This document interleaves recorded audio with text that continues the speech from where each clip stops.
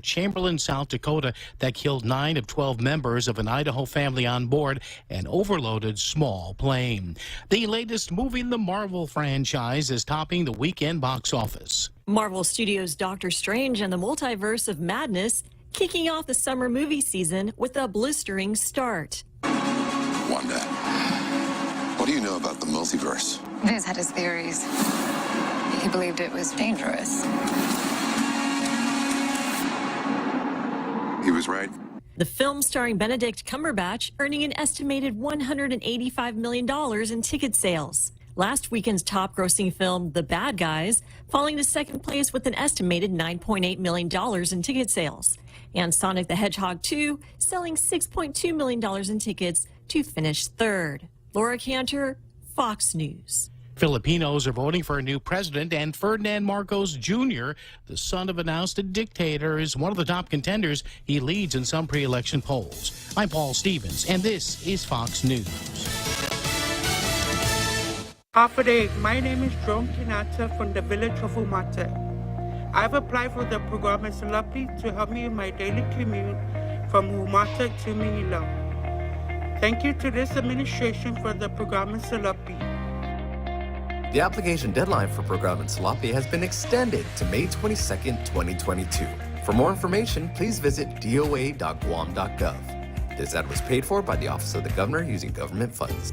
Half a day. Patsy Gogri from Security Title here with information about what a title company does. The title side of our business determines who owns a property and guarantees your ownership with a title insurance policy. The escrow side acts as an independent third party, managing the transfer of money and documents between the buyer, seller, lenders, and others. Security Title has a management of real estate closings down to a science. Give us a call. We are here to help.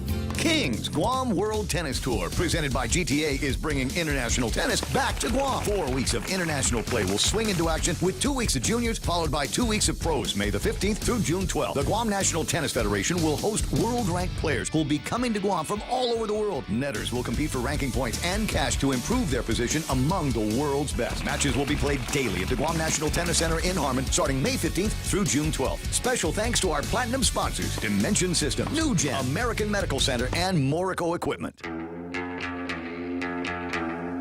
Welcome to Tall Tales with Bob Klitzkie, the only show on talk radio where common sense is a lot more common.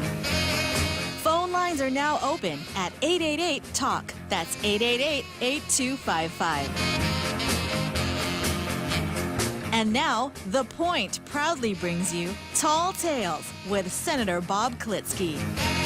A well-regulated militia being necessary to the security of a free state, the right of the people to keep and bear arms shall not be infringed.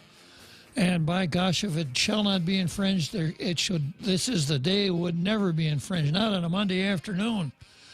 Not when Jose and I have got a whole week of tall tales ahead of us. We couldn't be happier.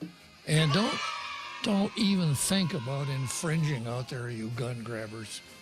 All right, let's start out with Zemi Cutney.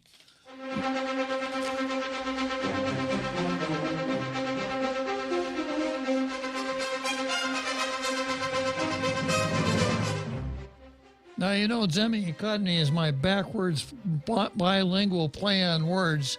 Literally translated, Zemi Cutney means press the meat. I turn it around so it means meet the press, and I tell you more than once that this program is far superior to Chuck Todd on PMSNBC. Well, even PMSNBC has recognized that now. I've got an article here that just ran. MSNBC's Chuck Todd will have his daily show aired as a streaming service instead of cable news.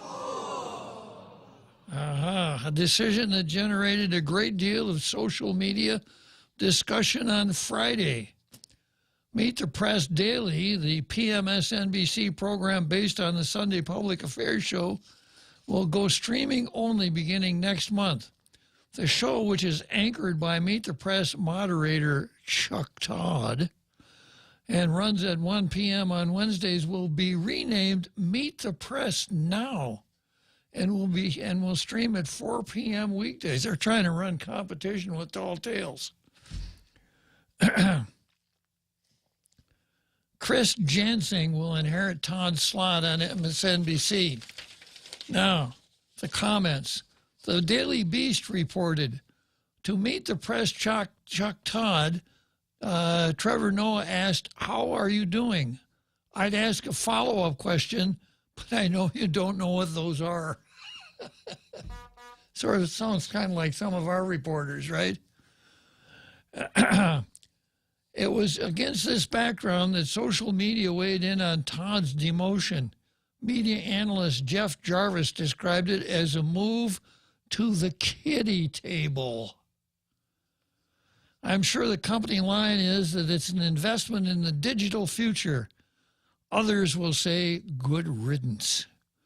Democratic strategist Adam Parkomenko referenced Noah's joke.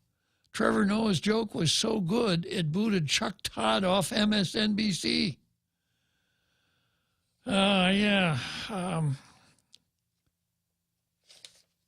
Historian Kevin Kruse, K-R-U-S-E, that's the incorrect spelling. Historian Kevin Kruse suggested that NBC News also fire Todd from Meet the Press. This is a good start, but can we get this morning gig moved to Quibi or the Weather Channel app and replace that spot with an actual journalist? Yeah. Nellie Torres of the Watchdog Group, Center for Public Integrity, said, Todd is among the worst. Can't interview, doesn't know how to challenge lies and misinformation. So bye, Felicia. Streaming news is where you go to die. You know the irony of all this is they're complaining that Chuck is too conservative for them. It's amazing. Yeah. Journalist Alan McDee argued it's worse than it looks. Most people would take this spiral as a signal they should exit. Kind of suggests nobody else is opening a door for him to enter. And it's telling that NBC didn't even try to offer Chuck Todd's show as premium content to paying Peacock subscribers. Instead, they're putting it on the NBC News app, which anybody can watch for free. I guess they know his value better than we do. Yeah, well, I've been telling you about that, and I suppose the next thing that MSNBC, and I don't care what they offer, I ain't going to do it. I'm not going to work for PMSNBC under any circumstances. Well, soon Saki is going to be on the channel. She's supposed to be leaving, I think, at the end of this month. Yeah, and she's been dickering with PMSNBC all the time. She was working for the White House. I suppose when she gets to PMSNBC, her specialty is going to be conflicts of interest. I'll circle back around to that. Yeah. Okay, I've got two editorials. I got to do the Sunday editorial and then the Monday editorial. Sunday, I just got to dispose of this myth again. The leadership of the Democrat Party recently decided to close the 2022 primary to registered party members only. After some discussion with the Election Commission, the party decided the primary would be open. However, Democrats indicated they would pursue a closed primary in 2024. While we're used to voting in open primaries here in Guam, only 15 states have primaries that are totally open. That is, voters do not register with parties when they register to vote, and they can choose privately in which primary to vote according to the National Conference of State Legislatures. 9 states, including large states of Florida and New York, have closed primaries where unaffiliated voters are not allowed to cast ballots in primaries. Unless you're a registered member of that political party, you are not getting a primary ballot with that party's slate of candidates. In a few other states and D.C., at least one party has a closed primary, according to Ballotopedia.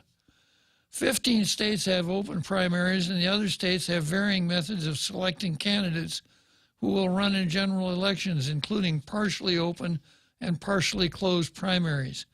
California and Washington have a top 2 ballot, where the top 2 candidates, regardless of party, compete in the general election. Nebraska, which is the only state to have a unicameral legislature, like Guam's, has a nonpartisan legislature, unlike Guam. For most states, territorial and congressional elections, the primaries serve as a way of narrowing down the top candidates for each party. There are lots of ways to do it and compelling arguments for every variation of a primary. It's simply party politics decided by the party. Well, no. It's part of the election process. When a party is deciding whom to field as a candidate, that's the party's business. Well, your premise is absolutely wrong if you're talking about primaries, because it's not the party deciding, it's the people deciding. Big difference. It's perfectly reasonable to expect parties to limit their business to registered party members. That said, it's also reasonable for the party to pay for the cost of their election. Wrong. I don't know how many times I have to go through this, Jose. Wrong. So I'm not going to pay any more attention to the rest of this article, but I'm going to once again explain it. Closed primaries are actually the only real primaries, because the purpose of a primary election is for the public to choose the candidates for the general, for the primaries, for one primary, for one party, one primary only. If we don't want to have primaries, all we have to do is change the general election ballot and don't label the candidates by party. That's why we have primary elections. And once again, it goes back to about the turn of the last century. The progressives in the United States wanted a little bit more direct democracy. They wanted direct election of senators, and instead of having state senators chosen by state instead of having senators chosen by state legislatures, they wanted to vote for them directly. They wanted to be able to have initiative, referendum, and recall. And they wanted to have primary elections. The argument being, if the party bosses choose all the candidates for the general, then the public really doesn't have much of a choice. That's why primary elections were elected. So if we don't want to have a primary system, we just don't put the party labels on the top of the general ballot. We don't need primaries. But if we don't want to do that, and if we say the parties have to pay for the primary, there's no mechanism for that. And ironically, the Daily News didn't tell us how many states require the parties to pay for the primary, although it would have only been 4 syllables of the news hole. None. It just doesn't work that way. Party elections are public elections. So if the decision is we don't want to have party elections, then we'll go back to the smoke-filled room, the convention, the party boss, etc. But please stop this stupidity of saying, well, my God, if they're going to have a closed primary, then they should pay for it. That was their headline of the editorial, pay for it. Yeah. And they couldn't bother to find a state that had a primary that was paid for by the party? Yeah, you know why. Come on, PDN. Yeah. Come on. Closed primaries should be paid for by parties. Well, it just shows that you don't really have to know what you're talking about to write an editorial. It kind of helps. But all right, today's editorial.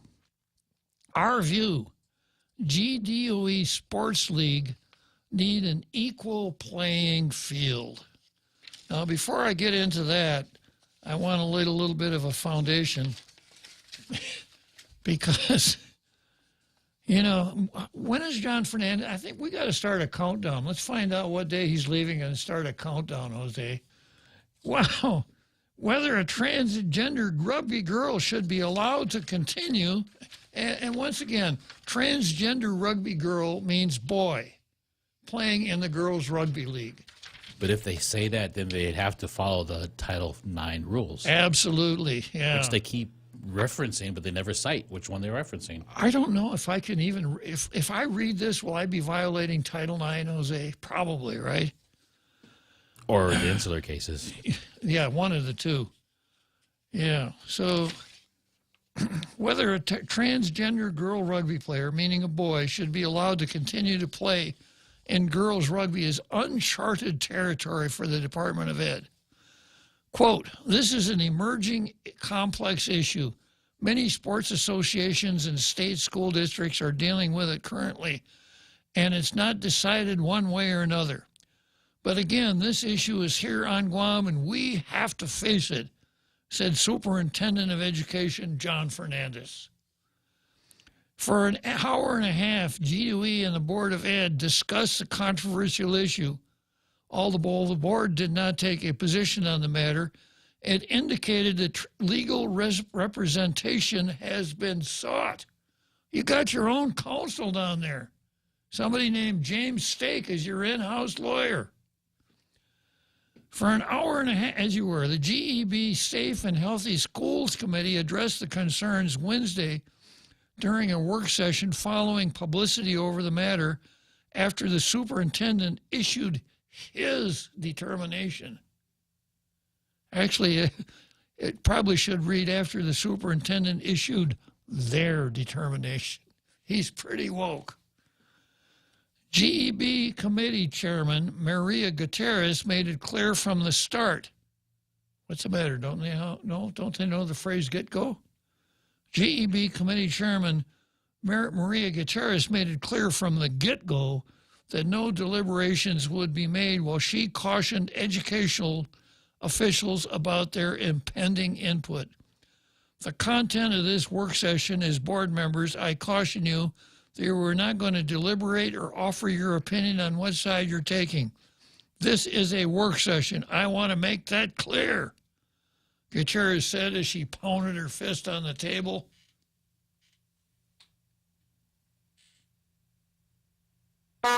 There you go. We're not here to discuss your opinion. Boy, this gives a lie to that one that everybody knows. You know, everybody's entitled to his own opinion. And I've seen this so many times. Somebody will be in an argument or discussion and say something that's just off the wall. And the other party will call them on it, and then the first party will say, well, that's my opinion. As though somehow that gives it greater heft. I don't care if it's your opinion or not. Doesn't matter. It stands on its own bottom. Everyone has the right to his own opinion, but he doesn't have the right to inflict it on anybody else. The conduct, as you were, because the issue is sensitive, GEB Chairman Mark Mendiola contacted the Attorney General's office for additional services. Now, wouldn't that be the job of the superintendent? I think they need an organizational chart over there at the Department of Ed. I requested the AG to add conflict counsel in the event we have a disagreement with the superintendent on a position or items that we will discuss. When is his term up? No. This was mentioned to us as a previous board that if there's an issue that arises out of a conflict, that the AG would represent the board. You got your own in-house counsel. I penned a letter to him exercising that request, Mendiola said. A response from the AG is yet to be received, and I hope you never get one. If I were the AG, I would send it back unopened. Although Fernandez noted that his determination was based on counsel's advice, he indicated having additional input is a proactive measure. Because I rely on counsel's advice and guidance on my determination on this issue, and if the board is not satisfied with the guidance and action taken and is seeking affirmation of that legal advice, the recommendation, of course, is to go to the Attorney General for review. Not the same thing as conflicts counsel. The review would be independent and separate from GDOE's legal counsel. I'm trying to make sure that we have the top cover for the board in the sense that if we have a disagreement with certain positions that were stated in public as contrary to the superintendent's position, I want to make sure that everyone on this board is afforded legal guidance. It's as simple as that. Well, it's really not very simple, Mr. Mendiola. If First of all, Fernandez had no business acting instead of the board. It's a policy matter. It's not his call. The board has in-house counsel, not the superintendent. The board asks counsel for an opinion. The board gets the opinion. The board issues an order. If the superintendent doesn't like it, I suppose nothing stops him from hiring his own counsel. Maybe John Fernandez thought he was best buds with the board, so he can act as the board. Maybe so. Of course, I guess he knows how to hire his own counsel, since he had his own counsel dealt with the board for a whole year at the beginning of his tenure. He goes on to say, the addition is also about meeting legal muster. What is legal muster? Sounds like something you put on a hot dog. You could pass constitutional muster. You're probably going to want to have that legal affirmation that your action is proper. So he's saying, I talked to counsel, I took action. You guys really don't know what you're doing. You probably need a lawyer to make sure you're doing it right. I think what this is doing is being proactive. In the event there's any disagreement, especially on legal grounds, there is a mechanism to resolve that legal difference, looking to the AG to make that decision. Not the same as conflicts counsel. And if you're going to get conflicts counsel, I don't know that can come from the Attorney General. Under local law, according to Gutierrez, the board has no authority to establish interscholastic policy, noting that the superintendent has issued an operational decision. At the time, the board directed the superintendent to establish the bylaws and constitution that was adopted and approved on November 13, 2019. Every board member that was sitting was given a copy of the bylaws and constitution to review if they had any input. Therefore, the board wants to establish policy. That's not the discussion today. The board wants to establish policy. This discussion, we want to hear from Fernandez. He issued a statement out based on that. We're not questioning his authority because it's a work session. Negatively pregnant with the idea that when it's a board meeting, we're gonna. Well, good for you, Maria. Prior to the start of this year's season, there were no policies or rules governing transgender participation in interscholastic rugby, meaning there were no rules dealing with a boy playing in girls rugby. I suppose that most people didn't think they needed one.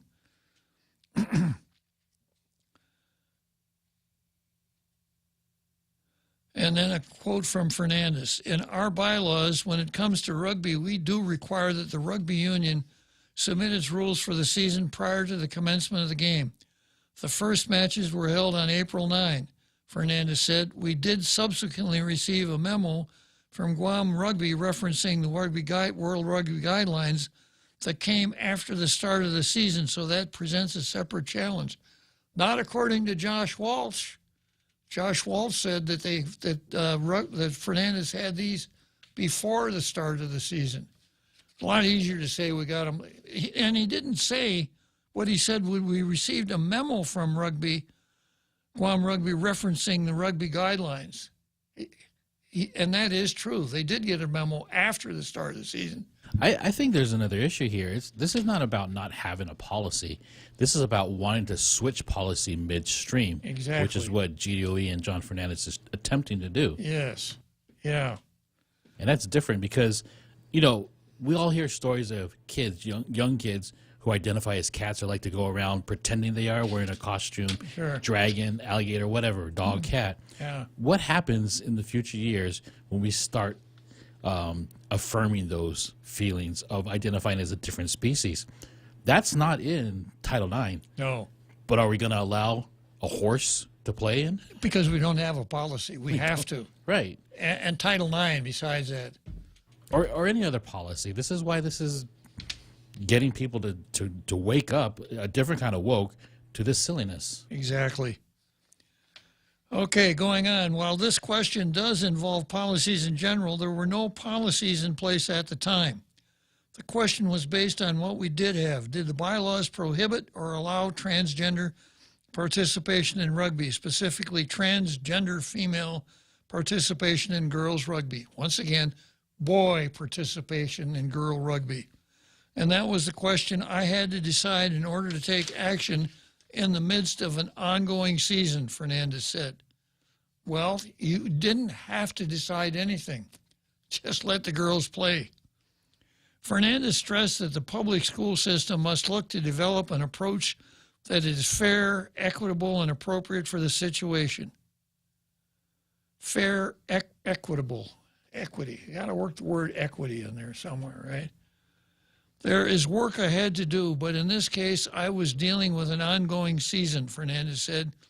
In making my determination, I did note that as a federally funded entity, we have responsibility to provide protections against discrimination under Title IX, which is a federal civil rights law that applies to activities that are sponsored by educational institutions such as GDOE. Yeah, doesn't that mean that you kind of got to read it? All you have to do is just talk about it, I guess. Title IX encompasses existing regulations and subsequent guidance due to change in presidential administrations. Early in 2021, President Biden issued 2 executive orders extending Title IX protections to include gender identity. Of course, as the agencies that are affected are developing rules which are expected shortly. Fernandez's determination to allow a transgender player to participate was based on that guidance. We noted and communicated to Guam Rugby that they did not submit any rules pertaining to transgender participation, nor were there any in the ISA guidelines. End of story. In light of that and our interpretation of Title IX, we did not see any reason to prohibit and exclude transgender female from participating in girls rugby. In other words, it's what he wanted to do. However, his determination in this specific case is not to be a policy governing all future sports or incidents moving forward. It's really being done on a case-to-case basis with regard to this particular season and situation. I know there are a couple of arguments out there that merit consideration. Yeah, one is that you should leave. Had enough. Our concern being the competitive advantage for Guam High School the transgender player is on. Based on our review, I believe Guam High has lost 2 of its 3 competitions. There wasn't any clear basis or argument for competitive advantage coming from those weekend matches. How Machiavellian. You know, you've got 7 players on the team. 1 of them was a boy.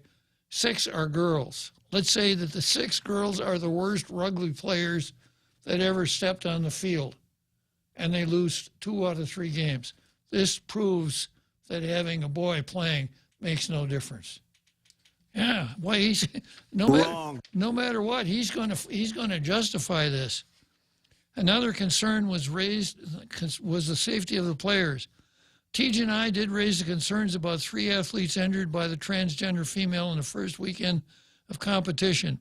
Upon looking at these matters and speaking to the high school administrator for Guam Rugby, Paul Claros, I didn't know Paul Claros could talk. This is the first news report that's reported that he said anything. Well, okay, Paul Claros can talk. There wasn't any indication that these injuries were anywhere beyond what normally would occur in a rugby match, Fernandez said. He noted that subsequent matches did not involve the transgender player, also resulted in an injury. This guy is just so logical, huh? I'm aware of the students who received broken ankles, broken collarbones as a result of rugby competition. This certainly wasn't the case for 3 injured athletes. They weren't hurt that bad. Based on the evidence on hand, we were not able to determine whether there's an immediate safety concern, Fernandez said. These weren't delayed injuries. No. Fernandez said he met with Guam rugby officials to determine they would follow the Guam World Rugby regulations, which bans transgender participation, which means they don't let the boys play with the girls. Our response to them was that they are required as our vendor to abide by our directive and follow that directive in operating our rugby league. Fernandez not only pulls rank on the board, he pulls rank on the Rugby Association. We are looking into this weekend's matches. We haven't received a definitive response yet, but we understand the athlete in question did not participate in their match. Fernandez said they are working to determine if the athlete's non-participation was a result of an action by the Guam Rugby Union. Kind of like, if it is, man, they're in trouble. Upon review of that matter, we will determine if any further action by the department is needed relative to the Girls Rugby League. In taking action in this matter, I did consult with counsel to work through the legal issues involved, Fernandez said. Wow. This guy's been in charge of the schools for 10 years. All right, there's still a little bit more to go on this one. Okay, good. Ron's on the phone.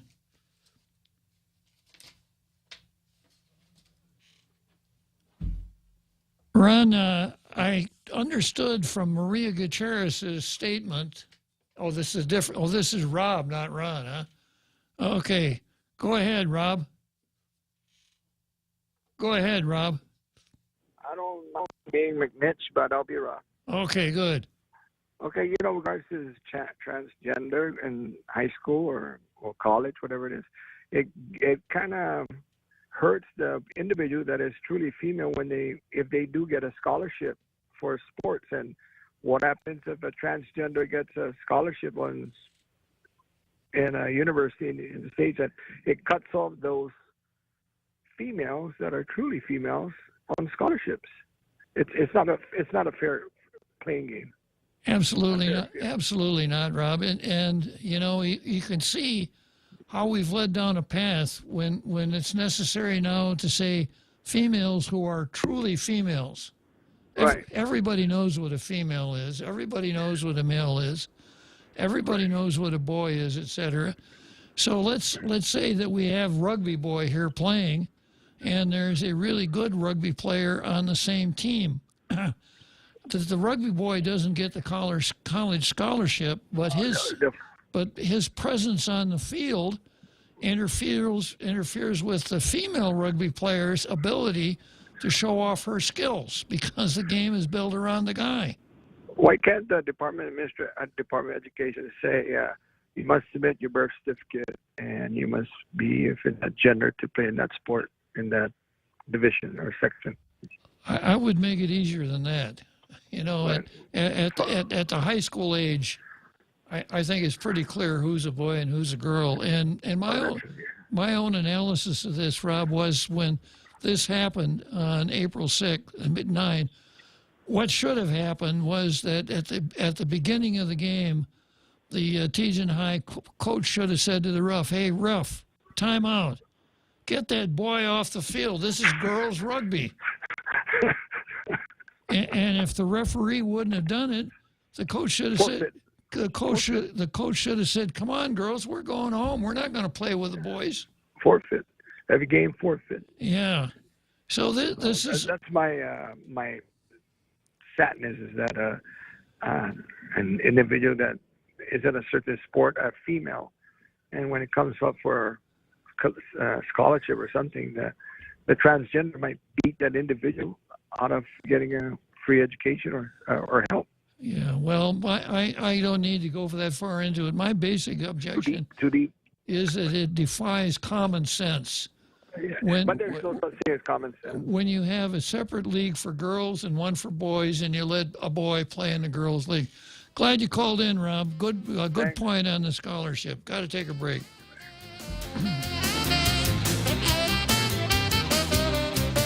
The The Extra Point with Jerry Roberts of Guam Training. Hi, I'm Jerry Roberts, and every day on The Ray Gibson Show, I get to comment on the incredibly diverse, fun, challenging, sometimes frustrating, often exciting, but always interesting world of work. I hope you'll be there with us. You can find daily transcripts of The Extra Point at guamtraining.com. Tune in every weekday morning at 7:20 for The Extra Point with Jerry Roberts. Brought to you by Guahan Insurance Services and First Hawaiian Bank on 93.3 The Point. Hafide Guam, this is Governor Lou Leon Guerrero. Our teams at Public Health and GITA are rolling out several new programs to make childcare more affordable for working families while supporting childcare providers and growing jobs. Programa ni Pinila ni Famaguan Guahan launched on April 5th, and we've expanded eligibility so thousands more families now qualify. Please visit guamchildcare.com to learn more about these programs and apply for relief today. This ad is paid for with federal funds administered by the Department of Public Health and Social Services.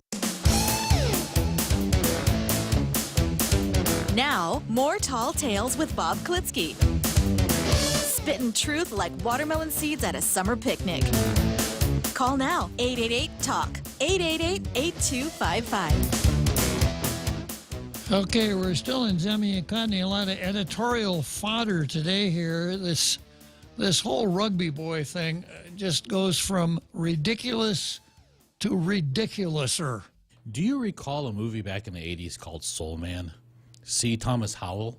Vaguely. Yes, who went and got a scholarship by painting himself as an African American. Let me get this call quick. Okay. Good afternoon, Tall Tale.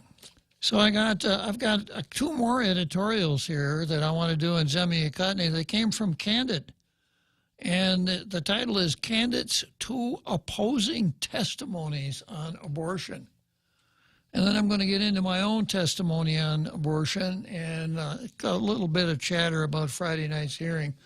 I don't want to keep this caller waiting for me to finish that. So Rob is back again? Okay. Yeah, go ahead, Rob. I forgot to ask you a question, Senator. Sure. When you were a director at DOC, you were, right? I was. How do you, if an individual came in, they said transgender, how did you, if that happened to you, if they says I'm a female but you know it's a male, what did you do? At the Department of Corrections, are you talking about? Yeah. Yeah. The individual is transgender. Where do you put them? Transgender male? If he were a man, I'd put him in the male part of the facility. If he were, did that ever occur during your time? I never had to do that. I did when I was counsel for the police department. Have to deal with someone who wanted. Wanted to hold on. I did deal with an individual who wanted the sex changed on his firearms ID. Right. Because the firearms ID said M, and he showed me that he'd changed his name from something like Manuel to Marietta or something like that. And he said, so you got to change that M to an F. And I said, changing your name doesn't change your sex. You're going to have to go with this. That was the only time I've ever had to deal with it in an official capacity, Rob. Okay, just wondering. Okay. So long.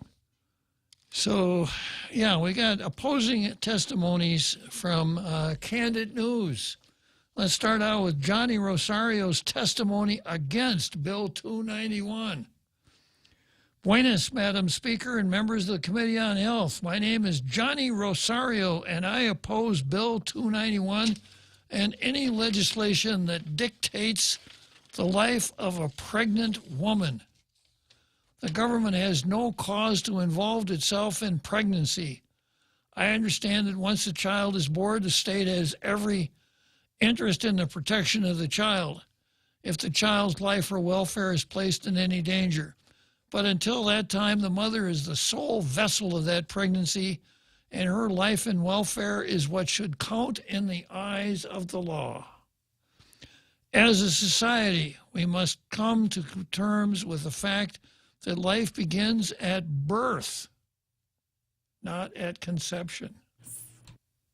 Go ahead, Jose. It just, the word fact wasn't factual. Yeah, yes, that is an argument, Johnny, but it's not a fact. It's pretty clear, in the case of preemies, that you have some people that are way short of birth that are alive. The ability of the child to have life rests solely on the woman's ability to provide the child nutrients through gestation. It all happens within a woman's body. To that point, our bodies are ours and not the government's. We cannot and should not live in a state where the government has the ability to dictate what we do with our bodies.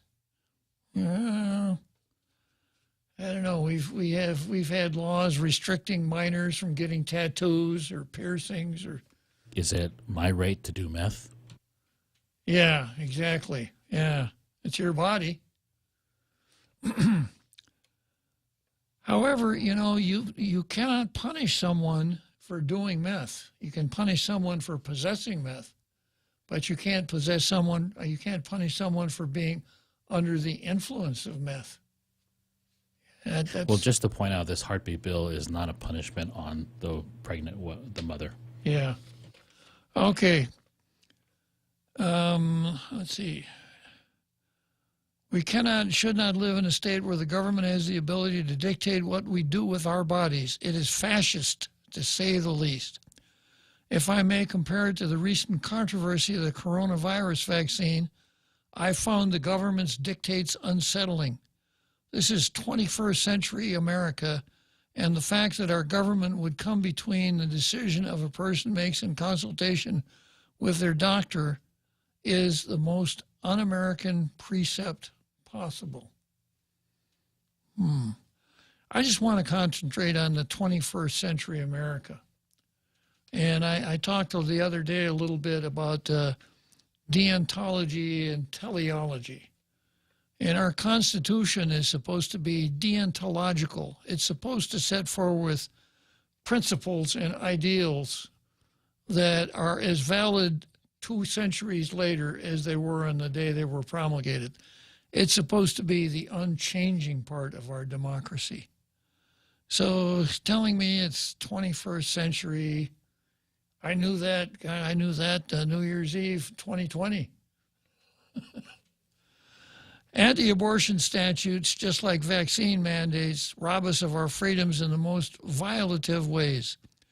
These are our bodies that are the heart of these discussions, and if we accept that life begins at birth and that fetuses in the gestational process are wards of the woman, not the state, then there are no ifs, ands, or buts about the fact that whatever happens during pregnancy is a medical and personnel matter upon which the American way grants its choice. Well, yeah, if you assume that that's correct, that life begins at birth. And children that are wards of the state cannot be terminated just because. True. But, if you go along with the idea that life begins at birth, that means that the difference between a legal taking of the life of that helpless, innocent child and murder is, a fraction of an inch, right? A very small quantum. It's a matter of location. Before I conclude, I have been bothered by certain statements espoused by some in favor of anti-abortion statutes. I have heard some people assigning guilt upon mothers who have chosen to abort their pregnancies. They say these women have sinned. That is true, but the cracking of laws in our democracy, let it be known that it is their sin and not the government's. Let these women find their peace and have their peace. And let us not regress as an American people.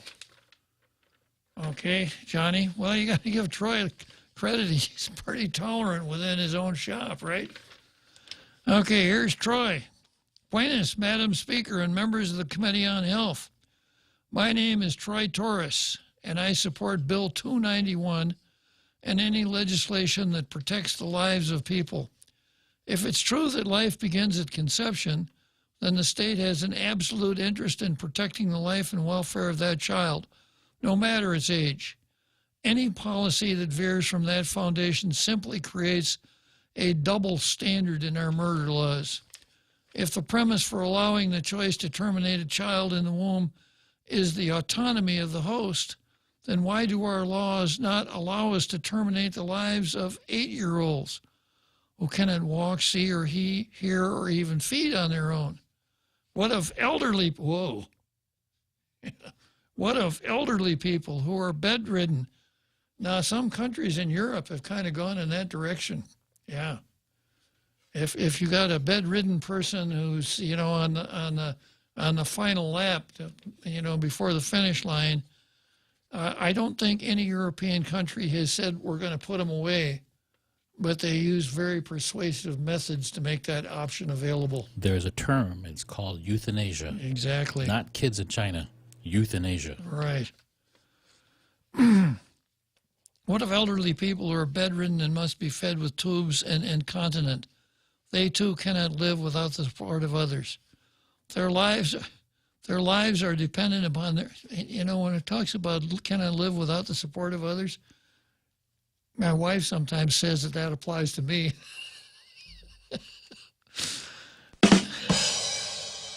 Are their lives not worthy of protection under our laws against murder? Protecting life at all stages and of all ages speaks to our progression as a civilization intent on its betterment. The social ills we suffer and we fear will beset us have only grown since Roe versus Wade. Since Roe versus Wade created a culture of death. Laws that allow termination of life speaks to society's transgressions against itself and our willingness to excuse our avarice, vanity, and corruption that have distorted the quality of life by distilling life itself. Wow. Troy's got away with words, hasn't he? It's true that the medical privacy and autonomy over our health decisions should prevail over government interference between a doctor and a patient. But when the decision involves the termination of a pregnancy, there's a third person involved. And of all the people in that room, it's the unborn child who has no voice, who is most vulnerable, and whom the government has an absolute interest to protect. Life begins at conception, and thus life must be protected from that point by the laws of this land. All right, I got my own testimony here. I got somebody coming in. I got Kellis here. All right, let's take a short break, and we'll come back for Kellis. Come try Guam's original Chamorro restaurant with Pica's best 5 years running. Mezcla Chamorro Fusion Bistro. Experience Chef Peter's candied salmon over scallion coconut rice, octopus tenactac, Chamorro platter, and their award-winning gourmet hamburgers. Or if you're looking for something healthy, try their keto-friendly menu. Come and enjoy Mezcla's half-a-day service at their Hagåtña and Grand Plaza Tumon location. Call their Hagåtña location at 479-2652 for reservations. Half a day. My name is John Kinata from the village of Umata. I've applied for the program in Salapi to help me in my daily commute from Umata to Manila. Thank you to this administration for the program in Salapi. The application deadline for program in Salapi has been extended to May 22nd, 2022. For more information, please visit doa.guam.gov. This ad was paid for by the Office of the Governor using government funds.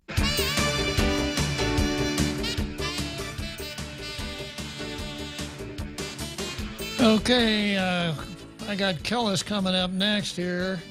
Good afternoon, Kellis. I'm blessed. How are you, Judge? Doing great, Kellis. Well, I just wanted to make the point that we are all humans are social creatures, and left by themselves, even if you can take care of yourselves, you'll eventually go mad.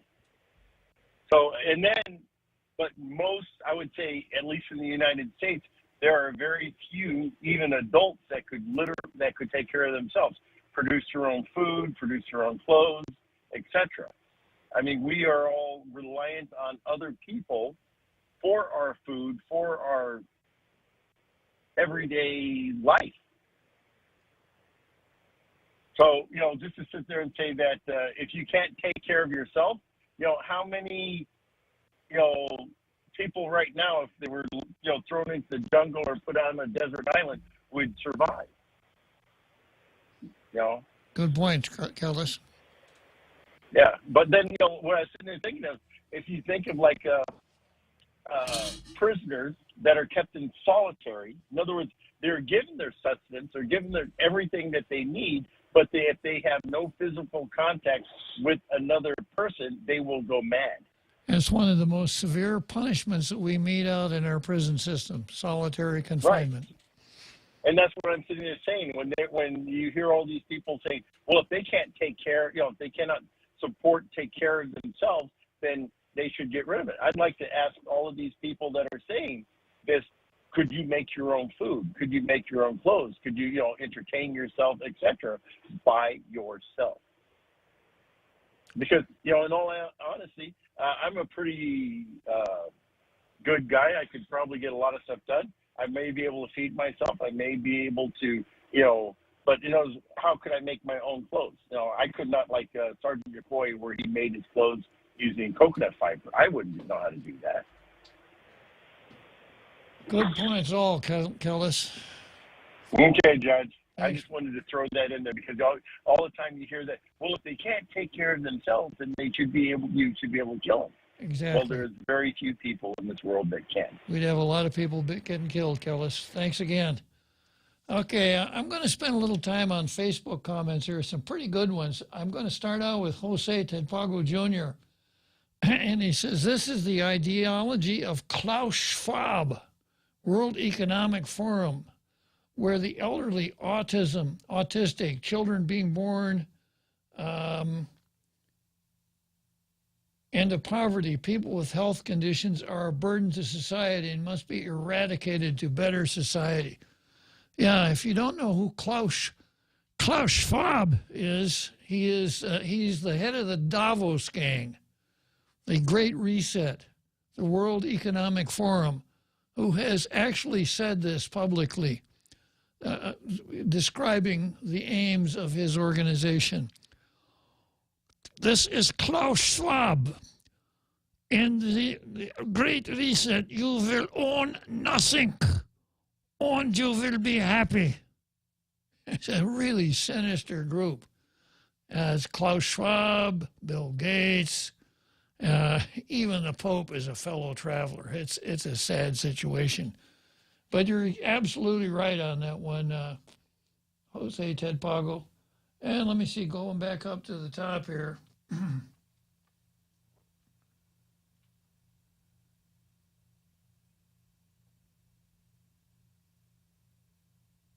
John Wolk Fernandez is more worried about Title IX than Guam law for adequate education, shorting our students 180 days of instructional time.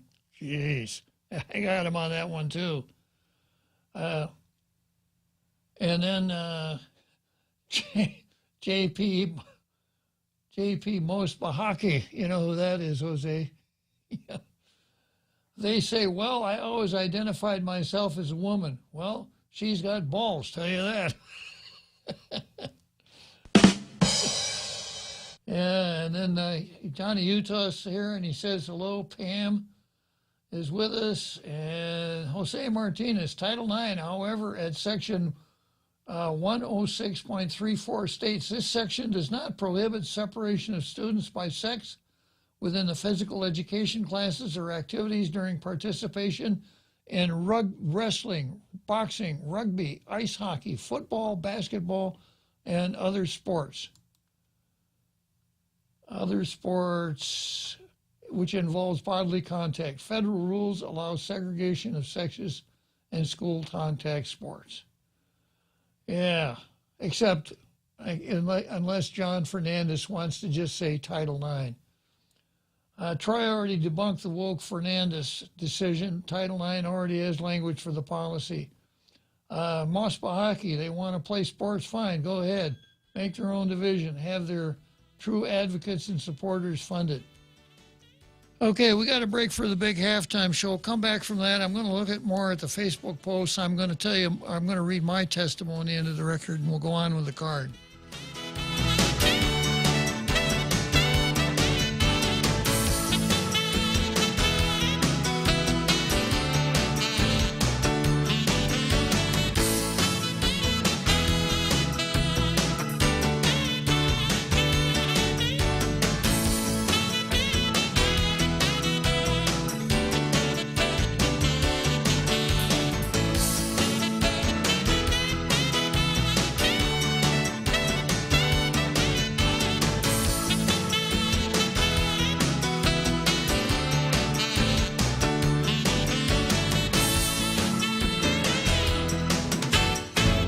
The Point is KUSG, Hagåtña, Guam, 93.3 FM and 104.3 HD3.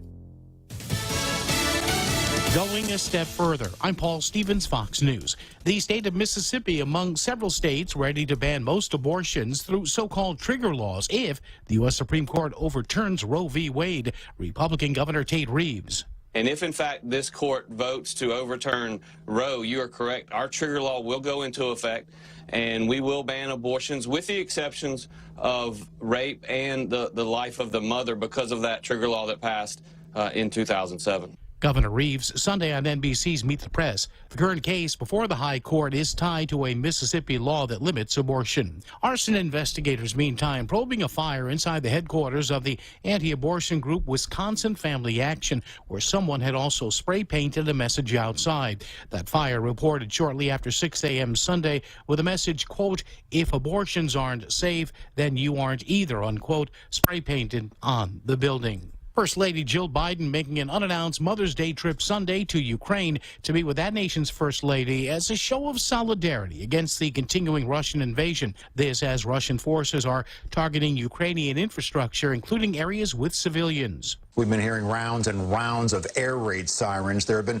no reports of any Russian strikes nearby, but we have heard that the Black Sea port of Odessa was hit by Russian missiles earlier. The word is that the Russians are targeting airstrips, infrastructure, to try and limit Ukraine's military options. They're also hitting civilians. Bombed overnight a school used as a refugee shelter in a Ukrainian town in the east. 30 civilians were rescued there. 60 are feared dead under the rubble. Fox's Greg Palcott in Kyiv, where Canadian Prime Minister Justin Trudeau paid a visit on Sunday. And there's preliminary word of a magnitude 6.1 earthquake detected off eastern Taiwan. America's listening to Fox News. The Federal Reserve is starting to increase interest rates to fight inflation, but they're still so low, making it the perfect time to refinance your home, to lower your rate, and perhaps take advantage of its increased value to put some cash in your pocket during these uncertain times. Cash that you can have the freedom to access when you want, where you want, with your Bank Pacific Visa debit card. Lower your rate, put cash in your pocket. Access your cash when you want, where you want, with your Visa debit card. For those good branches, we place roots, and we're rooting for you. Equal housing lender, credit conditions apply. Come try Guam's original Chamorro restaurant with Pica's Best 5 years running. Mezcla Chamorro Fusion Bistro. Experience Chef Peter's candied salmon over scallion coconut rice, octopus to naktak, Chamorro platter, and their award-winning gourmet hamburgers. Or if you're looking for something healthy, try their keto-friendly menu. Come and enjoy Mezcla's half-a-day service at their Hagåtña and Grand Plaza Tumon location. Call their Hagåtña location at 479-2652 for reservations. Towns along the southern U.S. border with Mexico are growing concern about a potential increase in migrants following the scheduled expiration of a Trump-era policy known as Title 42. We're about 35 miles east of the southern border right now, and even before Title 42 ends in just over 2 weeks, communities like this are seeing big problems. This processing center is expected to get busy here starting on the 23rd when Title 42 ends. This just recently went up. Eagle Pass, of course, has been a busy point of crossing in recent months. Migrants will often spend the night in tunnels while waiting to be smuggled farther north away from the border, leaving behind their belongings. The human smuggling often often leads to chases, and that brings danger to people in this community and communities like it. Fox's Nate Foy in Crystal City, Texas. A new Taliban decree issued Saturday demands that women cover up from head to toe in public, showing at most their eyes. Many Afghans said to be angry or fearful about the new edict, but many women were seen on Sunday in the capital of Kabul wearing their customary conservative attire of headscarves and long coats while their faces were showing. The price for a gallon of gas jumping 15 cents in the past 2 weeks to an average now of $4.38 a gallon. It is the futures market, very nervous about low stock levels for both gasoline and diesel, and worries about being able to import product, especially in the Northeast, from Europe, and the soaring business costs working into wholesale gasoline and diesel fuel, which are jumping. Retail probably has further to go than we've already seen. Analyst Trilby Lundberg publishes the Lundberg Survey. The summer movie season off to a blockbuster start thanks to Doctor Strange and the Multiverse of Madness, opening with an estimated $185 million in North American ticket sales. I'm Paul Stevens, and this is Fox News.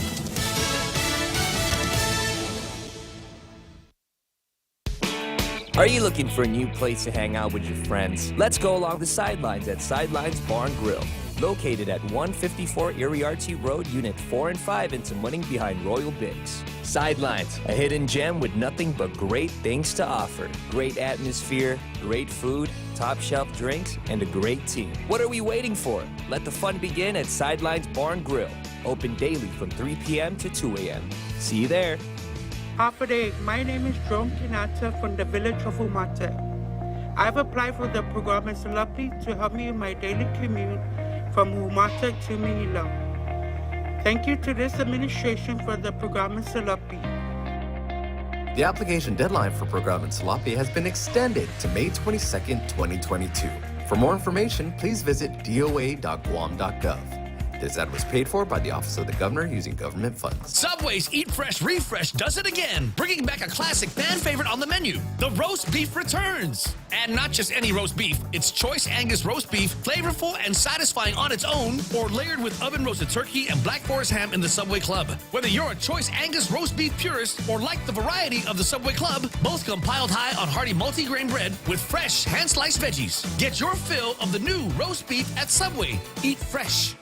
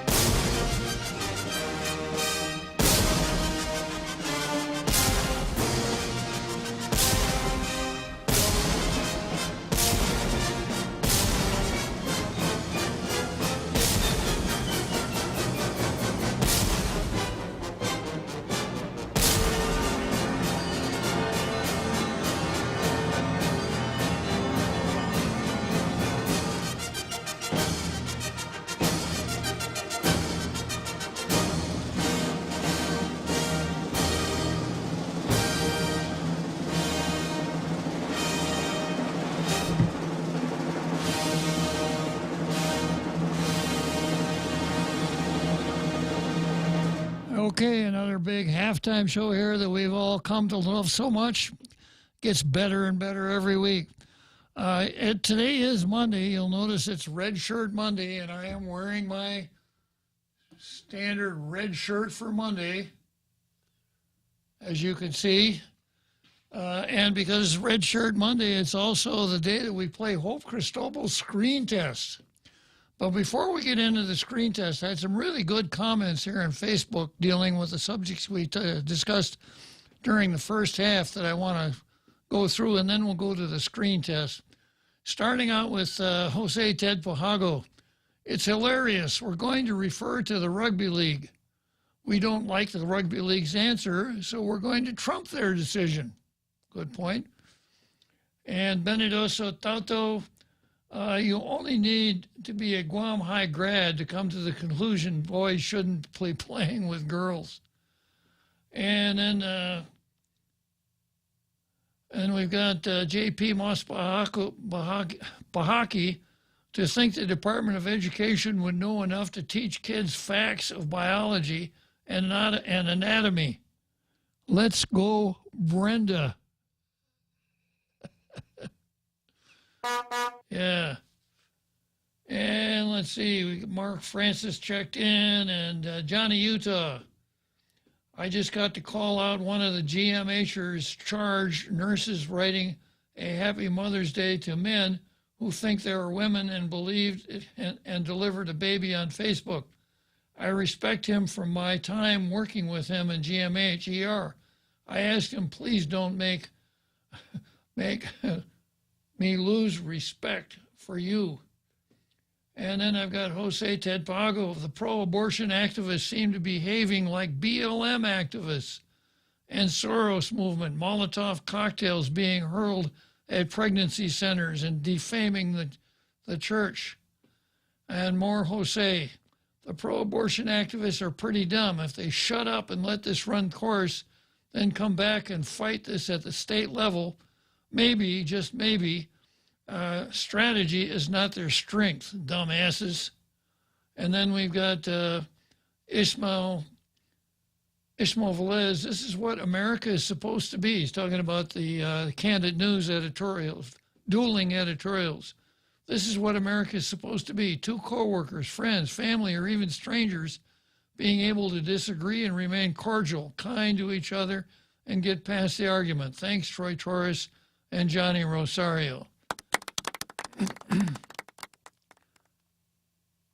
Frank Paris, so long as taxpayers do not end up footing the bill for abortions, I really don't care what pregnant women do under duress to get pregnant, do with their bodies. But why, if they didn't want it in the first place, engage in the procreating act? Where does a sense of moral responsibility begin? Well, it ended with about the time that the birth control pill came along. Jose said, let's not forget the founders of Planned Parenthood, Margaret Sanger and her eugenics. Mano Franklin, Biba Bob, Jose, and Tailgaters. So some interesting comments today on Facebook. Okay, next we're going to go to the Hope Cristobal screen test. Hope Cristobal is the voice and face of the separatist movement here on Guam. And she'll tell you all about it in her screen test here. She has been nominated for the Nobel Prize by a woke professor at the university. And there's an interesting spread on it in the Pacific Island Times. Not as interesting as my column, but pretty interesting anyhow, that you may want to pick up at your nearest grocery store. Let's see.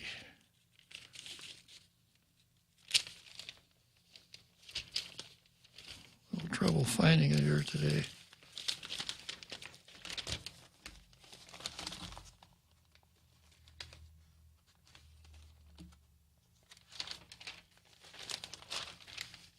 Yeah. I'm just going to show you this page from the Pacific Island Times. Now keep this in mind as you watch the screen test. There's Hope. And the headline, Hope Cristobal, first and foremost a nurturer. Okay, let's watch the nurturer, Jose. Colonizer! You're nothing but a white colonizer. That's who you are. Colonization is the same thing as slow murder. You're a murderer. That's who you are. We need to just do different. We need to do better. Get off my island. Sir, you need to go. You can't be policing people here and telling people how to protest or what to protest for. You need to go.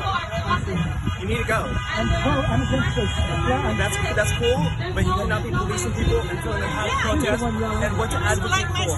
She has a right to go. I'm an indigenous tomorrow. I have more rights here than you are. You came here because of the structures of colonialism, asshole.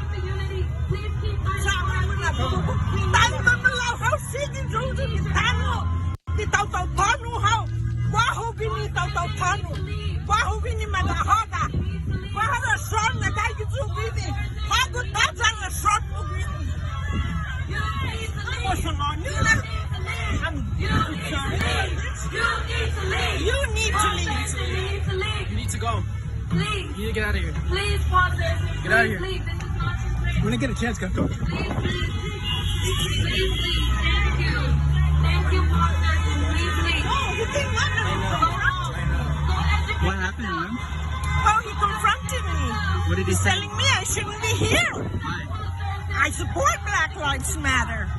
It's part of the colonialistic systemic racism.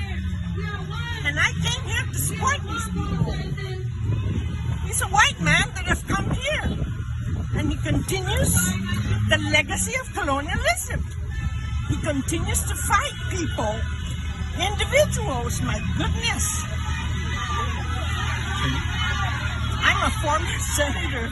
I authored the Commission on Decolonization. Karohu. Hi, Mamalo. We're proud of you, Auntie. So just Malasi. All right, that's Hope's screen test, and the other person in the screen test was a gentleman named Paul Zerzan, and you could see, how aggressive he was. He just stood there and took it when she really exercised her lungs at her. And once again, she is the voice and face of colonialism, as you were, of separatism here on the island. Now, in this article about Hope Cristobal, first and foremost a nurturer, and her nomination for the Nobel Prize, in her own words, this is how she describes what she was doing there that you just saw in the video. As an activist, Cristobal is not afraid of confrontation. At the Black Lives Matter rally in Hagatna last year, there were counter-protesters harassing her.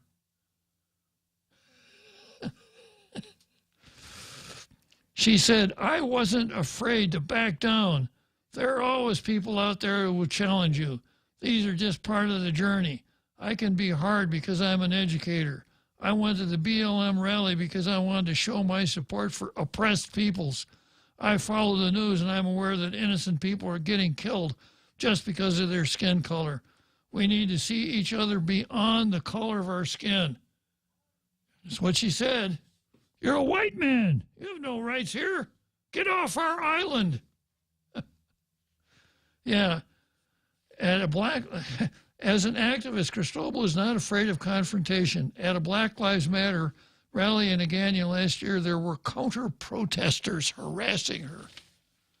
Gosh, I gotta get some glasses or something, because I've watched that thing. How many times have we run it now? Probably 6 or 7 times. I never saw the protesters harassing her. I never even saw the protesters. I don't even think Paul Zerzan was, if she's referring to that incident, a counter-protester, because he was there in support of BLM. Exactly. I forgive him for that, but he was there for that exactly. He was indeed. Okay, I've got a gentleman named Dan Summerfleck on the phone now. Go ahead, Dan. Good morning, or good afternoon, Robert. Good evening. How are you today? Good. Go ahead. Can you hear me okay? I can't hear you. Okay. Of course I can hear you. How about now? Can you hear me? I can hear you. Whenever anybody calls in and asks me if I can hear them, I always tell them no. Well, thank you very much. Well, I'm calling, Robert, to discuss the letter that was recently in the paper about SSI. Uh-huh.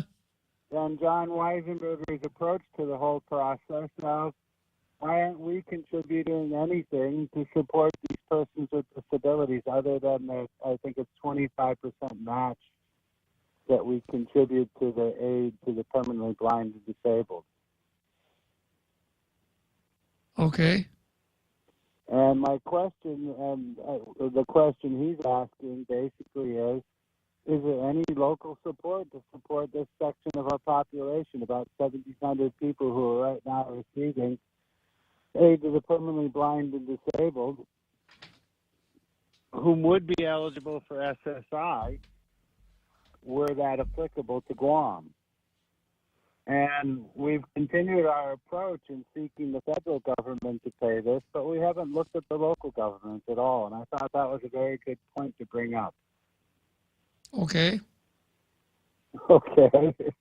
Well, that's why I'm calling, Robert, to seek support from the community, to support persons with disabilities, and to stop looking at the federal government to answer this question when we're clearly not answering it here on island.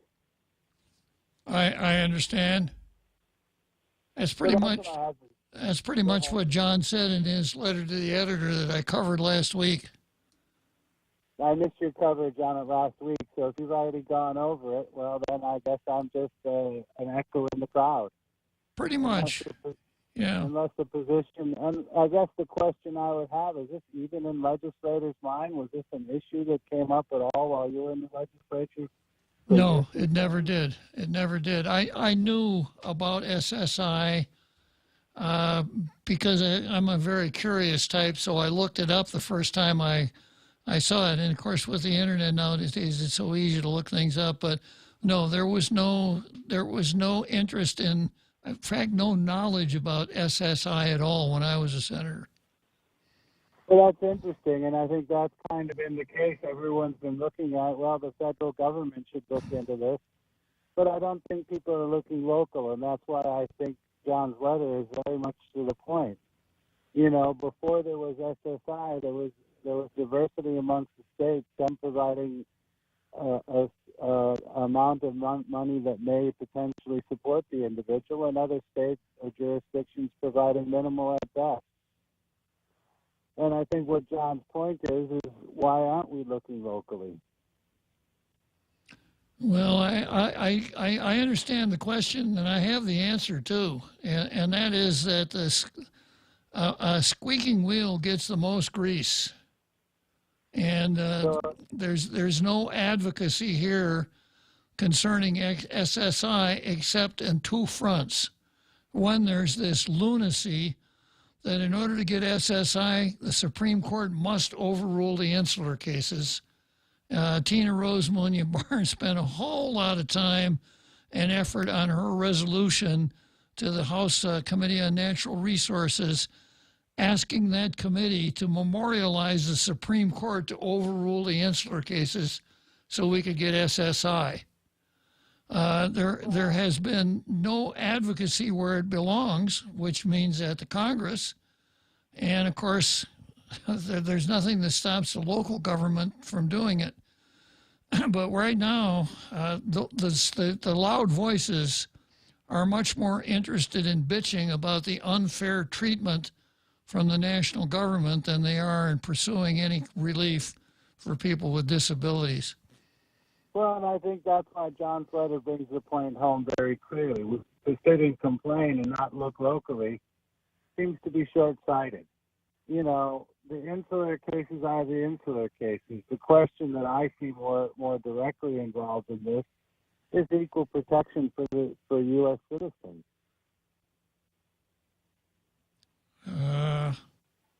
Equal protection for U.S. citizens? Well, why is it that people in the States have a certain right that aren't provided for here? I mean, I guess it's not a right, it's an entitlement. Did you read the Madero decision? Yes. Yeah, that's the answer. Well, that's been the answer, as John put forward, from when Delegate Wampat put the issue forward.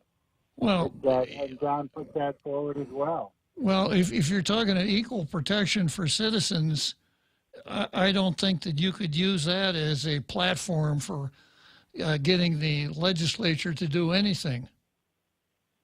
Well, I don't see it as a platform for our legislature to take action because they haven't, short of continuing to point out the inequities that are occurring toward Guam's people. And not just from the federal government, but from our local government. Yeah. Well, I agree with you there.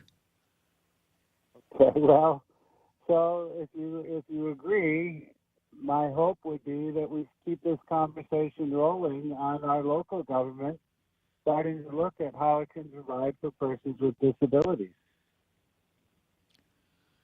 Yeah, it kind of goes back to that squeaky wheel They're right now, I don't think any senator in the legislature would see that there would be a constituency for funding a local equivalent of SSI. Well, and that's because you're looking at roughly 1,700 people right now that are receiving aid to the permanently blind and disabled. Let's multiply that times even 4. You know, does that give a constituency base that any politician is worried about? If the politician knew about it. If he doesn't know about it, it doesn't matter. Well, I think you raise a very good point, Robert, and that is we need to raise awareness. Exactly. Which is why I'm on the phone with you right now. Say again? Which is why I'm chatting with you now, to start that. Well, you're talking to my international radio listening audience, and that's a good start, but it's going to take a little bit more than that. Well, and that's why I thank John Weisenberger for making the start. You know, this is, in my view, the start of an effort. And hopefully we can continue this effort going forward.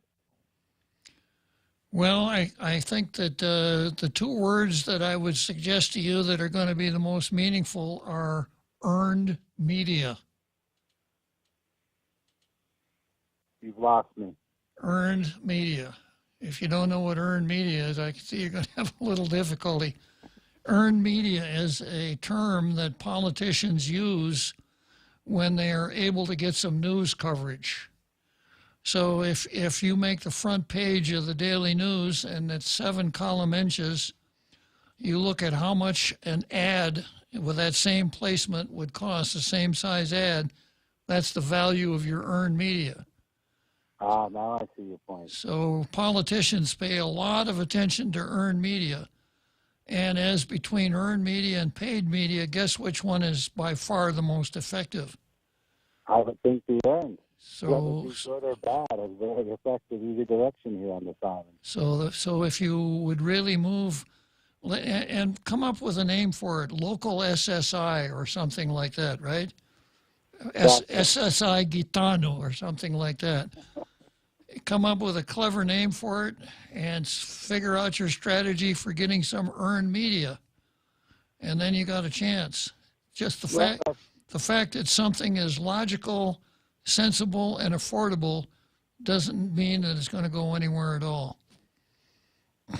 Not a very happy thought, but clearly one that's an effect. Not a very happy thought, but realistic. No, it is. And I appreciate your time as always, Robert. Okay, Dan. It's always a pleasure talking to you. Be safe, sir. So long. Dan Summerfleck from Guam Legal Services. Has he retired or he came? Came back. Well, he was with. Who the heck was he with? I think it was with Legal Services before. Then he left, and he was in private practice. Now he's back with Legal Services. But Legal Service.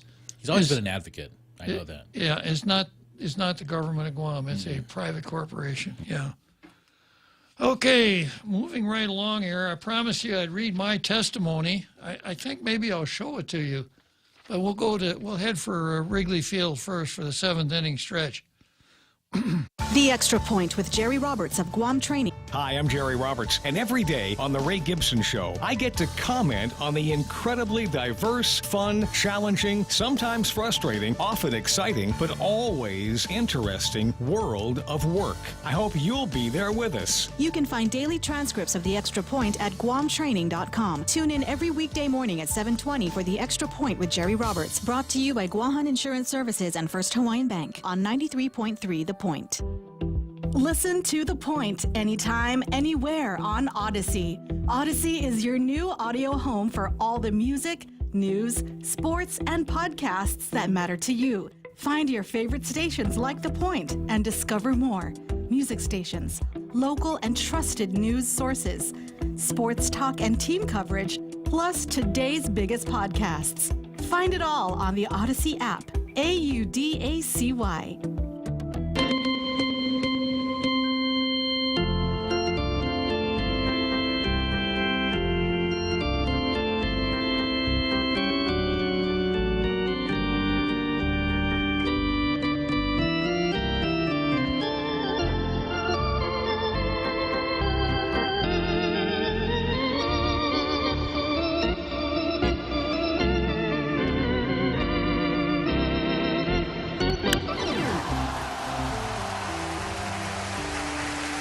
Okay, Wrigley Field in Chicago, the 7th inning stretch in the world's most beautiful ballpark. And here we are back in the studio, and I want to show you what the testimony I presented on Friday night looks like. There it is. Short and sweet.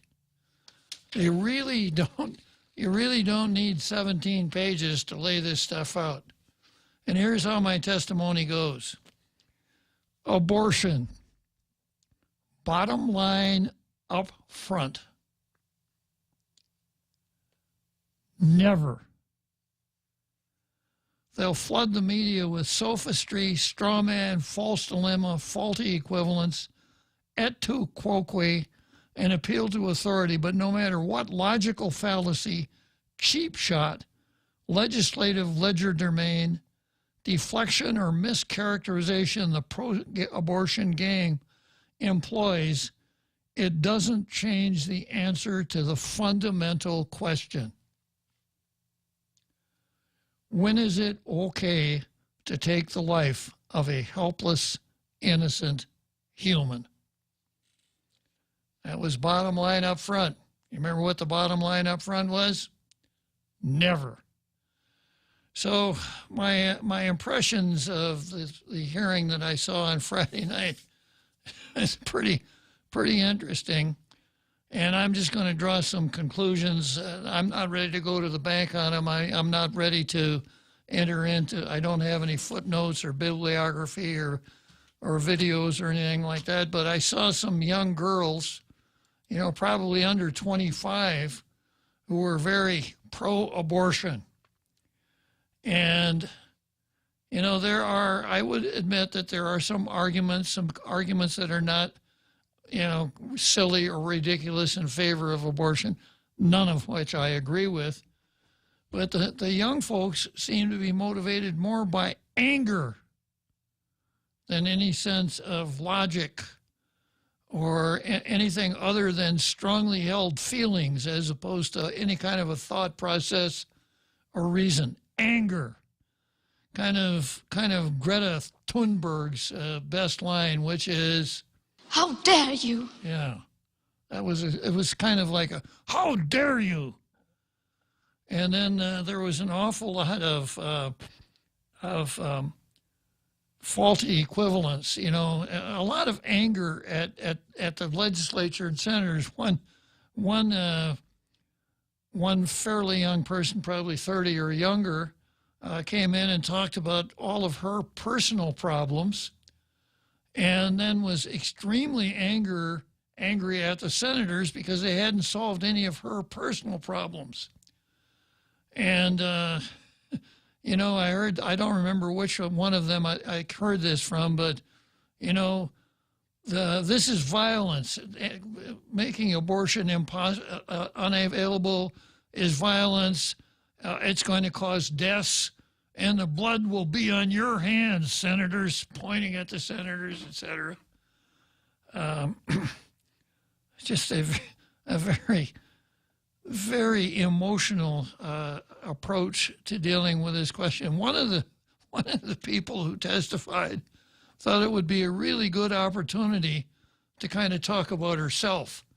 She worked in the bill, I think, in the last sentence in her testimony, but the other 3 minutes and 50 seconds were about herself. So I testified. I read what I said. I shut up. I didn't say anything more than that. But my analysis of the whole procedure is that the pro-abortionists want to talk about everything except my question. When is it okay to take the life of a helpless, innocent human? They don't want to talk about the baby. They don't want to talk about what's inside the mother's body. It's all the mother's rights, etc. And everything that they advance can easily be taken apart. If a zygote, a fertilized egg, is not a human, then how would you classify it? As an amphibian, a reptile, a mammal, or what? I suppose there's something to quibble about as far as when life begins, but everything that I see shows that you're dealing with something that looks an awful lot like a person by at least by 6 weeks, if not sooner. I read this one this morning about an OBGYN who had to do a surgery on an ectopic pregnancy. I don't know if you saw that or not, Jose, but the embryo, well, the fetus was in this very small translucent sac. Obviously, he could see it, and it was like maybe the size of a fly, but he could see that little organism in there with its umbilical cord attached to the wall of that sac, swimming around in there, actually paddling with its arms and legs. So, you know, the more we pay attention to the science, the harder it is to say that fetus in the womb is not a person. But the pro-aborts would rather talk about everything else, you know, the false equivalencies. Senators, you're spending so much time on this bill with these public hearings and all the time you spent on it. What are you doing to bring peace to the Middle East between the Palestinians and the Israelis? There are so many important things you could be doing except telling a woman what to do with her body. I don't know if did I use the tattoo example before, Jose? Possibly, but it'd be great to hear it again. Yeah.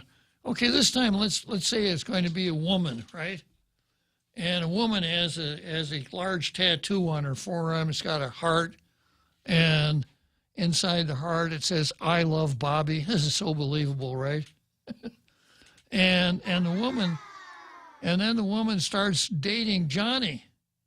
And Johnny says, you know, I can't be serious. I'd like to be serious about you, ma'am, but I can't possibly be serious about you with that tattoo on your arm. Well, maybe I could go to a dermatologist. No, that won't do it, because I'll still know where it was.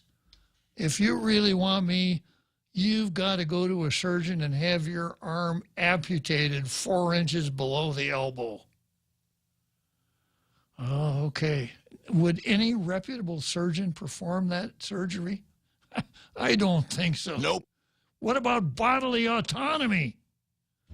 You know, as I understand it, medical practitioners, first of all, of course, do no harm, and they wouldn't want to remove the part of a perfectly well-functioning part of anybody's body.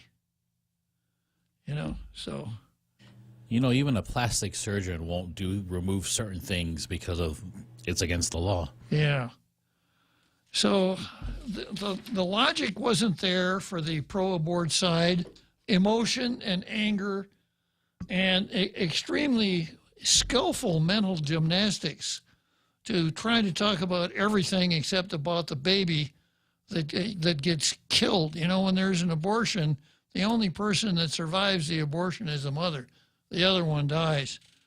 Okay, let's see what we got out here in the green room. I've got R. Keith suspending science or following the science, and then I've got Johnny Utah on Roe versus Wade. Okay, starting out with R. R. Keith, I'm chuckling over you. You're going to have a hard time matching up what you came up with last Friday. Hey, you know, if I'm a one-hit wonder, that's fine. I can deal with that. All right. I'm not surprised regarding your experience with, I guess, the pro-abortion folks. It's pretty consistent, really, if you look at any of the current socio-political issues going on in not only the U.S. but the world. It's 0 to 90, and it's hand slamming on the emotion button. There really is no intellectual discourse coming from 50% of the political spectrum. That doesn't surprise me in the least bit. But you know, I would have. I'm not quite sure if I'd say respect, maybe more respect. Right now I have none.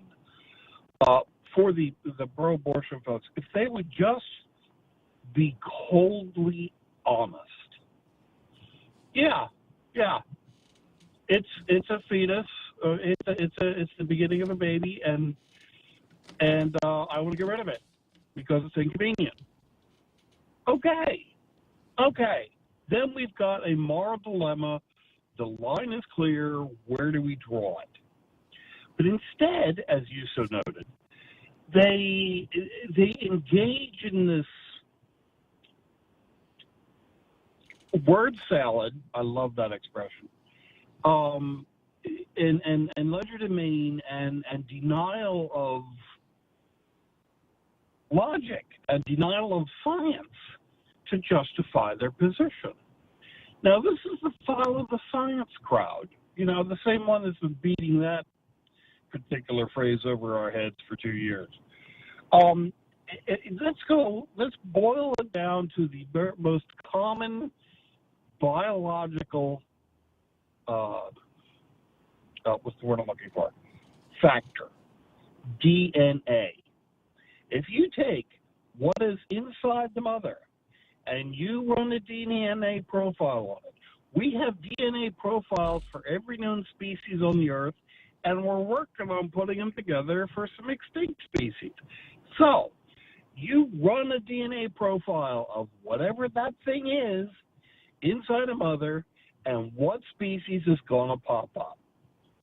You get 3 guesses, and the first 2 don't count. Exactly. There's no argument there. I mean, it's fact.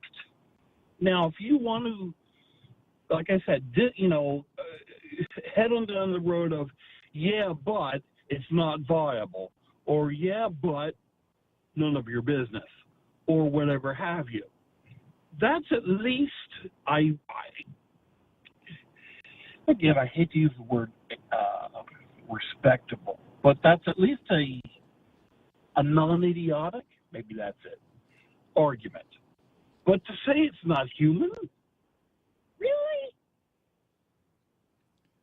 Our Keith, if you're looking for honesty, you'll like Vanessa Williams. You may have heard this before, but it bears repeating. Vanessa Williams, it's impossible to separate our choice of whether and when to have children from every other choice in our lives. There you go.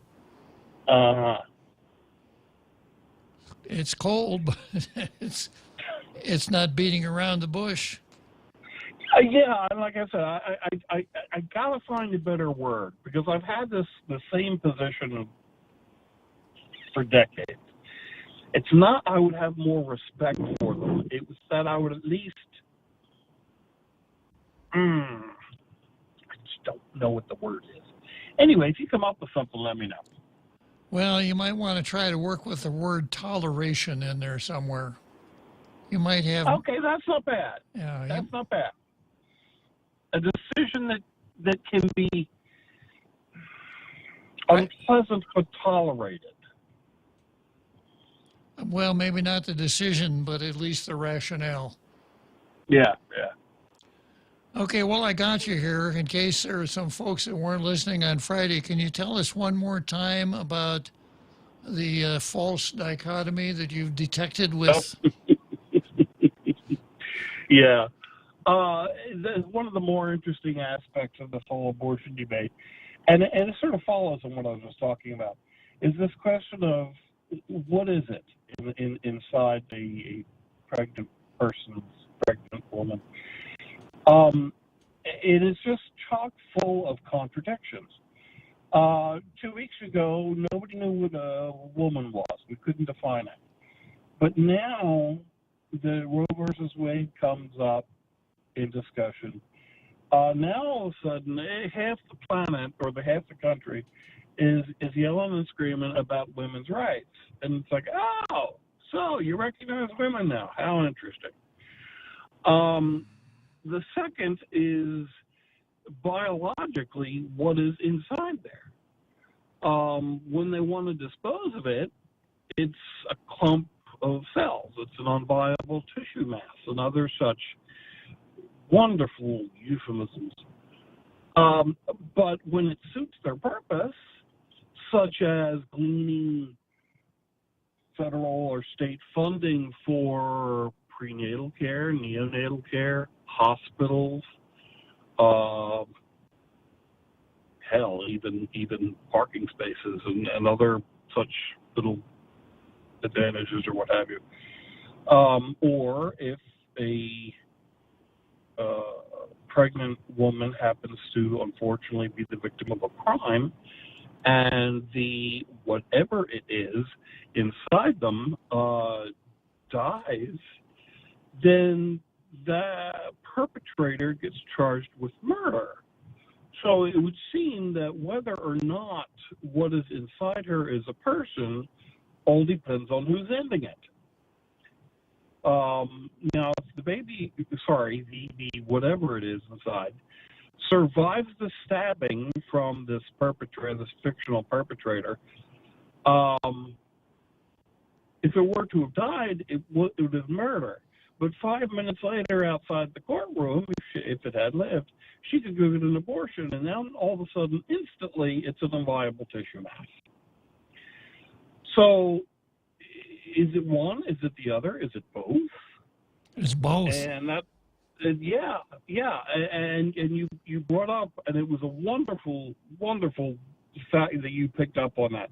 This really is reminiscent of particle physics. It's both at the same time, which, it's like Schrodinger's cat. It's both there and it's not there. So I use the phrase Schrodinger's fetus. And probably cracked Jose and I up to a higher degree than I've ever seen here on Tall Tales when you came out with that one, Arkeith. Good call. You're welcome. Good talking to you as usual. Good talking to you. Take care, guy. All right. Okay, so I got Johnny Utah on the line, but before we head for Churchill Downs, I do want to pick up something here on Facebook as an educational matter. So Franklin Mano, or Mano Franklin, when Lincoln signed the Emancipation Proclamation, January 1, 1863, Guam was not on the table. 28 years ago, America took Guam, but the 14th was never amended to include the territories. Well, the chances of that happening, Mano Franklin, are somewhere between slim and none. It's extremely difficult to amend the 14th Amendment, and obviously the 14th Amendment was one of the 3 Civil War amendments, and it was addressing itself to former slaves, not the potential of someone being colonized 35 years later. And then here's the one I really want to comment on. Maynard Franklin says the shameful thing Congress should take into account is how many men and women join military and sacrifice for freedom. I believe it's more than enough merit and warranted. What's the problem with America? Well, the problem's not with America, it's with us. We just don't have the proper approach to advance our cause before the Congress. I've mentioned this so many times, this silliness of Chamorro self-determination, which means independence. That's all it means. Sending Tony Babauta and the lieutenant governor to badmouth the United States in New York, we're not going to prosper doing that. So we have a point. We're different from the other 4 territories. We're completely different because we are not, we're not only asking for what's good for us, we're asking what's good for the country, the whole country. To the extent that Guam prospers, the United States of America prospers. We're not some backwater place that has no effect on the national purpose at all, because we are an extremely important part of the United States for defense purposes. So we should be selling that. We should be going to Congress and saying, if we had SSI, we would have a population that would be more vigorous and more able to participate in the national defense, etc. But we don't do that. Instead, we want to, the insular cases are racist. The Navy is racist. We never get an even break. tomorrows are never going to get self-defeated, on and on and on and on. I have yet in my 83 years ever been in a situation where a chronic bitcher was ever able to accomplish anything except perhaps to piss off a lot of people. How dare you? And that has been our approach to the Congress. We try to do some things, but we don't have a philosophy and a concerted approach to approach the Congress and say, hey, look, what we're asking for is not only good for us, it's good for you guys too. Okay, we're going to Churchill Downs, and we're going to go to Utah right after that. Half a day. My name is John Kinata from the village of Umate. I've applied for the program in Salapi to help me in my daily commute from Umate to Manila. Thank you to this administration for the program in Salapi. The application deadline for program in Salapi has been extended to May 22nd, 2022. For more information, please visit doa.guam.gov. This ad was paid for by the Office of the Governor using government funds. Come try Guam's original Chamorro restaurant with Pica's Best 5 years running. Mezcla Chamorro Fusion Bistro. Experience Chef Peter's candied salmon over scallion coconut rice, octopus to naktak, Chamorro platter, and their award-winning gourmet hamburgers. Or if you're looking for something healthy, try their keto-friendly menu. Come and enjoy Mezcla's half-a-day service at their Hagåtña and Grand Plaza Tuman location. Call their Hagåtña location at 479-2652 for reservations.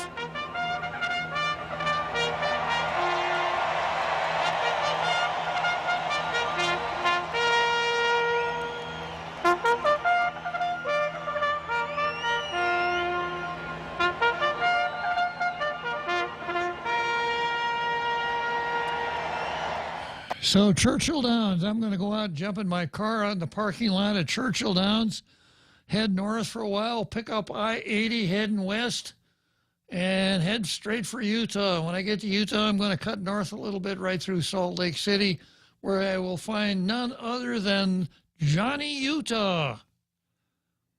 Hey, Judge Bob. Yeah, don't forget about I-15. That's the main one. I-80, I hardly ever get on that one. All right, Johnny.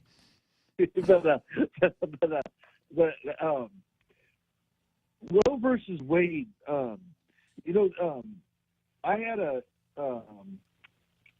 situation with my sister-in-law who refuses to speak to me now, and the situation that arose with her, it actually kind of made me think of the interview that went down with MSN and Bree on, I think it was the Ray Gibson show, where she said that, of course I support, abortion. And,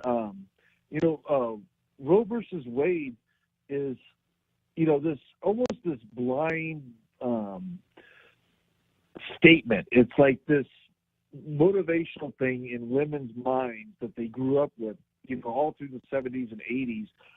And 90s, where if you don't support Roe versus Wade, you're not a woman. You're not for women's rights. You're against the choice of a woman to do what they want with their body. The consequences of the actions have never been arose. Most of the women that are behind this support for Roe versus Wade have never had an abortion. I don't know anyone that's ever had an abortion, and have no inclination or a desire to ever have an abortion. And if you tried to force them to get an abortion, they would probably tear your eyeballs out in defense to keep from not having an abortion. Yet our culture and this cultural Marxism, this ideology that has crossed our nation of you have to blindly support a cause. You have to say, yes, I'm for that, without even knowing what it is or what it is that you're supporting. They just have this, title. It's like, oh yeah, I like that brand. That's my favorite brand. Well, do you know what that brand is? Have you ever tried that brand? Have you ever used it? Have you read about it? Have you investigated it? That's not what's happened in our country, and it's really sad because and the Democrats, the leftist mob, really runs with this lack of knowledge that people have for causes like this. They think, just like the cheating aspect of the Democratic Party on Guam trying to close the primaries, to everything else that leftists, support, that it's almost like an evil mentality. It's really disgusting, and they're playing on a lot of women's emotions that they have towards, this self-identity. That I'm a woman, I want to defend my womanhood, I want to stand up for who I am.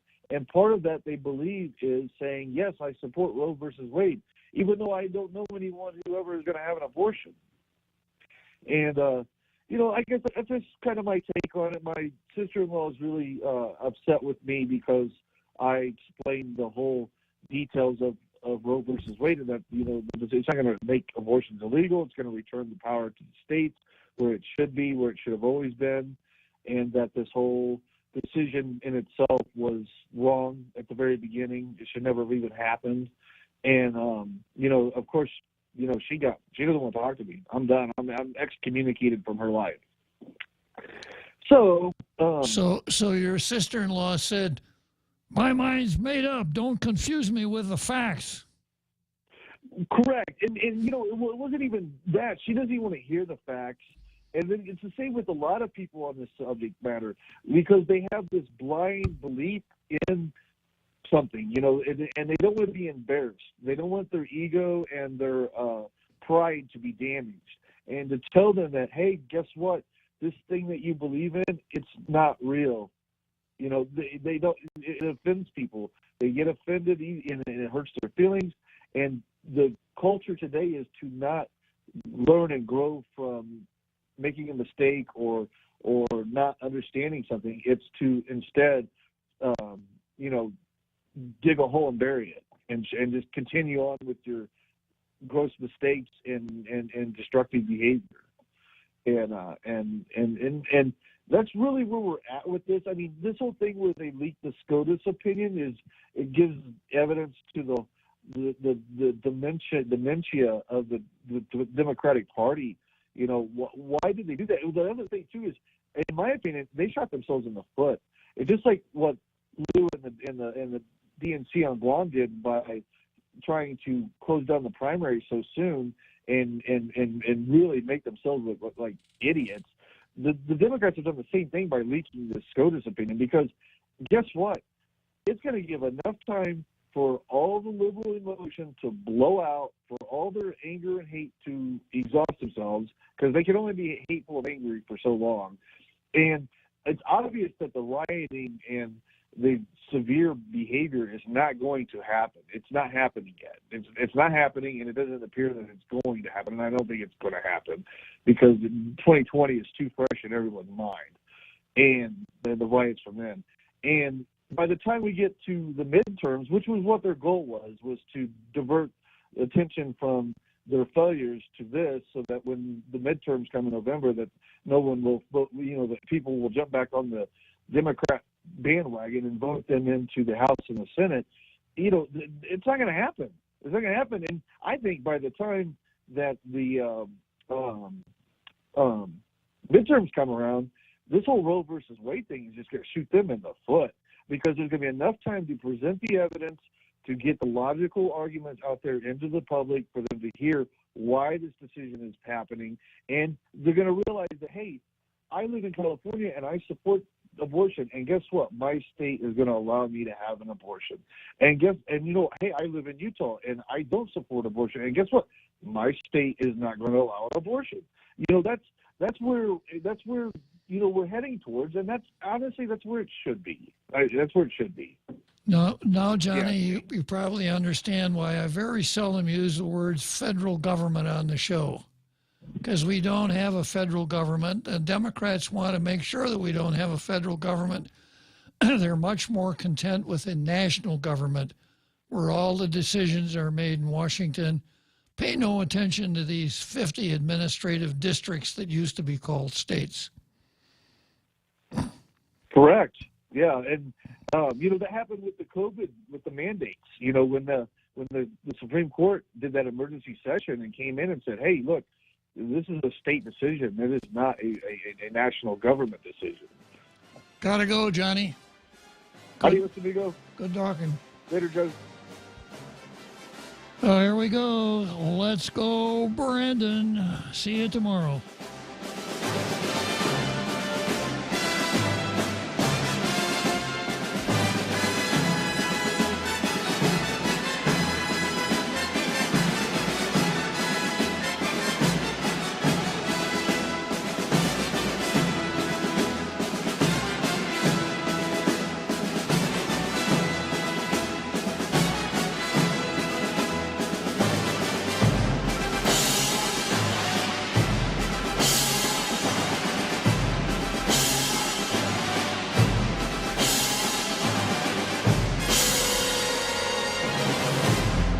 The Point is KUSG, Hagåtña, Guam, 93.3 FM and 104.3 HD3.